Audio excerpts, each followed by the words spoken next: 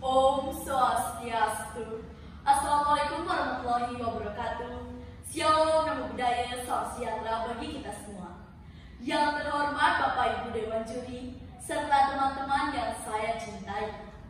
Sebagai insan Pancasila yang memegang teguh nilai ketuhanan Yang Maha Esa, marilah kita panjatkan puji syukur terhadap Tuhan Yang Maha Esa karena atas berkat dan karunia-Nya kita dapat berkumpul di sini dalam keadaan sehat walafiat. Pada kesempatan yang berbahagia ini, saya, Putri Eviana Yasiswari, perwakilan dari SD nomor 12 Jimbaran, akan menyampaikan pidato dengan tema Peran Pemuda dalam Meningkatkan Jiwa Nasionalisme. Hadirin yang berbahagia, nasionalisme bukanlah sekedar konsep abstrak atau retorika belaka.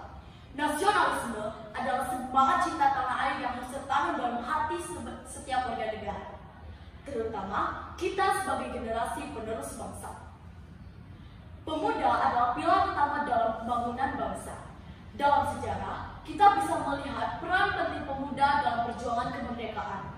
Mereka adalah garda terdepan yang siap menghadapi segala tantangan, siap berkorban demi masa depan yang lebih baik. Semangat juang inilah yang harus kita jaga dan kembangkan dalam konteks saat ini. Pertama, pemuda memiliki peran penting dalam menjaga dan melestarikan budaya bangsa. Kita harus bangga dengan identitas budaya kita dan terus memperkenalkannya kepada dunia melalui seni, musik, tari, dan berbagai jenis kebudayaan lainnya. Dengan demikian, jiwa nasionalisme akan semakin kuat karena kita sadar akan identitas dan keunikan budaya bangsa kita. Kedua, pemuda harus menjadi agen perubahan yang positif dalam masyarakat. Dalam era globalisasi ini, banyak sekali tantangan yang dihadapi oleh bangsa kita, mulai dari isu lingkungan, korupsi, hingga kemiskinan. Pemuda dengan kreativitas dan inovasinya harus berani menawarkan solusi-solusi yang berkelanjutan. Pendidikan, keterampilan, dan semangat gotong royong harus menjadi fondasi di setiap gerakan kita. Ketiga, pemuda harus aktif dalam kegiatan kehidupan berbangsa dan bernegara. Partisipasi dalam kegiatan politik dan pemerintahan bukanlah hal yang dihindari. Justru dengan keterlibatan aktif pemuda, kita dapat memastikan bahwa kebijakan-kebijakan yang diambil oleh pemerintah dapat mencerminkan aspirasi dan kebutuhan masyarakat. Keempat, peran pemuda dalam dunia digital sangatlah signifikan. Di era teknologi ini, pemuda harus pintar menggunakan media sosial dan internet. Gunakan platform digital untuk menyebarkan informasi yang benar, mengedukasi masyarakat, dan mempromosikan nilai-nilai nasionalisme.